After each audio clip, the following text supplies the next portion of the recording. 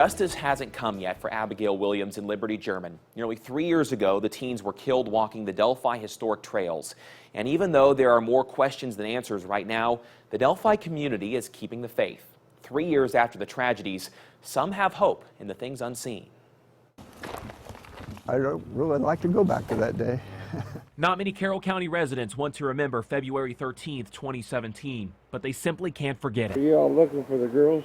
In the true sense of the word, evil was perpetuated on our community. Ed Selvage searched for Abby and Libby. In fact, when they were found, he officially gave the death notification to the families. He's Carroll County's police chaplain. This community, no matter what denomination, what belief system people may profess, they've come together in one purpose, and that is to support one another. Following the girl's death, the church became united. In the midst of tragedy, the Delphi faith community provided hope. You saw more people in church. You saw more people making outreach to the church. But practically what I saw more of was the connections and the conversations when you're out in the community. Now 3 years later, the conversations have shifted to confusion, anger, and hopelessness. Why have police not found the killer yet? That's a question Pastor Todd Ladd from Delphi United Methodist Church doesn't have the answer to, but Scripture may. All throughout Scripture, you notice people who have had challenges, and oftentimes those answers don't come in the next day, the next week, or even the next year. My prayer is that the person who did this will be going somewhere and making a confession, but it'd be something that would be totally unpredictable and not scripted by anything else that we know of. In other words, only something that's supernatural. This is the hardest thing in the world to say.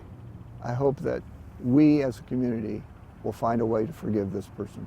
That will take faith, something this community has plenty of. We have a new normal here. We're suspicious. We're not as trusting. We're certainly more compassionate with one another. Have we returned to the basic things that we do? Have we returned to regular ministry? Sure. Will we ever be the same? Absolutely not. I believe that justice will come, whether it's this side of eternity or the other side of eternity. I'm particularly hoping it's this side of eternity. Delphi United Methodist Church is hosting a prayer vigil this Thursday from 5 to 7 p.m. The family also asks that you bring food and pet items for a donation. Now tomorrow on News 18 this morning, it's been a tough 3 years for Kelsey German. Libby's sister, like investigators, is looking for clues to find the man who killed the girls. We will show you her recent change of heart that may help prevent future tragedies.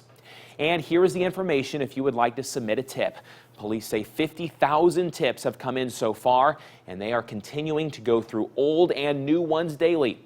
Call 844-459-5786 or email Abby and Libby tip at cacoshrf.com with any information. We also have all of our coverage from the past 3 years from start to now posted on WLFI.com under the Delphi Homicides tab.